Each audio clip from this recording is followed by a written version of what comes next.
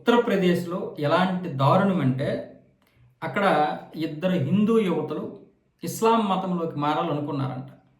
వాళ్ళిద్దరినీ కూడా తండ్రి ఇది కరెక్ట్ కాదు, మిమ్మల్ని ఎవరో బలవంతంగా ఇలా చేస్తున్నారు, మీరు ఎవరో మాటలకి ఇదైపోయారు, ఆకర్షితులైపోయారు అని చెప్పి తండ్రి ఎంత చెప్పినా వాళ్ళు వినలేదు. దాంతో వాళ్ళిద్దరినీ కూడా బంధించాడంట వాళ్ళ నాన్నగారు. బంధించితే వాళ్ళిద్దరేమొచ్చేసి కోర్టులో పిటిషన్ దాఖలు చేశారు. అది కూడా దాఖలు చేసినటువంటి హెబియస్ కార్పస్ పిటిషన్ను కోర్టు ఇప్పుడు అనుమతించింది.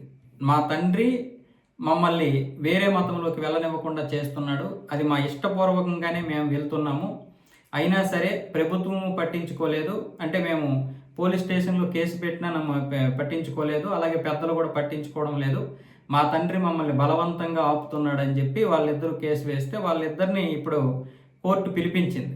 అలాగే వాళ్ళ నాన్నగారిని, ప్రభుత్వాన్ని కూడా ఇప్పుడు పిలిపించి ఆదేశాలు ఇచ్చింది. ఎలాంటి ఆదేశాలు ఇచ్చిందంటే, మీరు వయోజనులైనటువంటి అంటే మేజర్ అయినటువంటి ఇద్దరిని బలవంతంగా బంధించారు, దీనికి ప్రభుత్వం కూడా సహకరించింది, కాబట్టి ఆ యువతలకి 20 లక్షల రూపాయల చొప్పున నష్టపరిహారం ఇవ్వండి అని చెప్పి కోర్టు తీర్పిచ్చింది. అలాగే వాళ్ళకి నచ్చినటువంటి మతంలో కూడా వాళ్ళు వెళ్ళొచ్చు అని చెప్పి ఈ తీర్పు ముఖ్య ఉద్దేశం.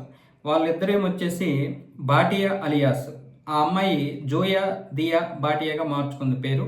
అలాగే అన్సు భాటియా, ఆమె పేరు ఏమొచ్చేసి అమీనా అన్సు భాటియాగా మార్చుకుంది.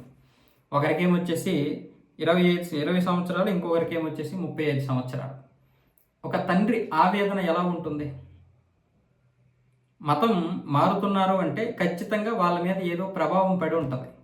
వెంటనే మతం అయితే మారిపోరు. ఇప్పుడు 20 నుంచి 35 సంవత్సరాల వరకు వాళ్ళు హిందూ మతంలో ఉండి వాళ్ళు వేరే మతానికి వెళ్ళిపోతున్నారంటే ఏ ప్రలోభాలు లేకుండా వెళ్ళిపోతారా?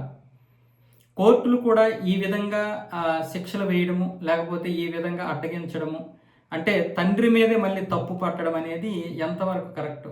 20 సంవత్సరాలు పెంచినటువంటి తండ్రి ఇంకొక వ్యక్తిని ప్రేమించి వెళ్ళిపోతేనే భరించలేకపోతున్నాడు. అంటే ప్రేమించడం తప్పు కాదు, కానీ తల్లిదండ్రులను ఒప్పించుకోకుండా ఇష్టం వచ్చినట్లుగా అలా ప్రేమించుకొని వెళ్ళిపోయి తర్వాత వాడు ఏదో చేస్తే ఇంటికి రావడం, లేకపోతే వాడి చేతిలోనే చనిపోవడం జరుగుతున్నటువంటి తల్లిదండ్రులు నేను ప్రేమించాను నాన్న, నేను వెళ్ళిపోతున్నానంటే ఎలా భరించగలుగుతారు? రేపు పొద్దున్న తన కూతురు ఏ ఫ్రిడ్జ్లోనో లేకపోతే ఏ బీరువాలోనో ముక్కలుగా పడి ఉండడం అనేది ఏ తండ్రి మాత్రం చూసి భరించగలుగుతాడు? సమాజంలో ఏం జరుగుతుందనేది కోర్టులు కూడా చూడగలగాలి. కోర్టులు అంటే ఆ గోడలు కాదు, కోర్టులు అంటే న్యాయవాదులు.